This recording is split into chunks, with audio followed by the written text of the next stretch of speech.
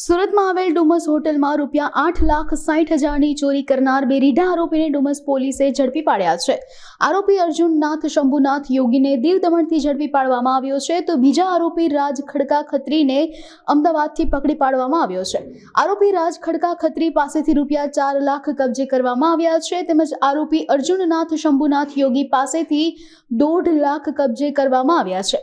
આ ગુનામાં કુલ 5 જેટલા આરોપીઓ સંડોવાયેલા હતા, જે મુજબ હાલ 3 આરોપીઓની શોધખોળ શરૂ છે। તારીખ 9/12/2024ના રોજ ડુમસ પોલીસ સ્ટેશન વિસ્તારમાં આવેલા મોન્ટેસા બિલ્ડિંગના સાલસા એન્જોય રેસ્ટોરન્ટ અને સાલસા રેસ્ટોરન્ટમાંથી ચોરી થઈ હતી। ટોટલ 8,60,000ની ઘરફોડ ચોરી હતી।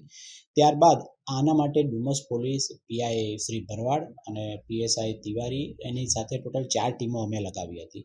4 ટીમોમાંથી અમને હ્યુમન ઇન્ટેલિજન્સ અને ટેકનિકલ સર્વેલન્સથી આ ઘરફોડની ઘટના અમે ડિટેક્ટ કરેલી છે। તેમાં ટોટલ 3 આરોપીઓ છે, જેમાં મેઇન જે ચોરી કરનાર વ્યક્તિ જે છે રાજ ખડકા ખત્રી, જે ચોરી કરનાર જે વ્યક્તિ છે તેની પણ અટક કરવામાં આવેલી છે।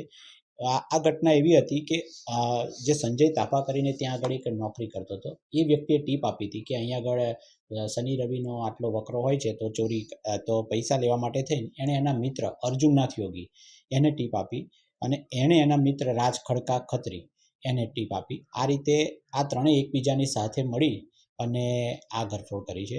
આમાં જે અર્જુનનાથ યોગી છે તેને દીવ ઘોઘલા ખાતેથી ડુમસ પોલીસે અટક કરેલી છે અને જે રાજ ખડકા જે મેઇન ચોરી કરનાર વ્યક્તિ છે તેને અમદાવાદ ઓઢવ ખાતેથી અટક કરવામાં આવી છે।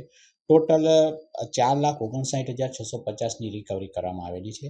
હજુ એક સંજય તાપા છે તે પોલીસની પકડથી બહાર છે, પરંતુ અમને આશા છે કે ટૂંક સમયમાં તેની પણ અટક અમે કરી। ટીપ જે આપનાર છે ત્યાં નોકરી કરતો હતો અને એને નોકરી પછી છોડી દીધી।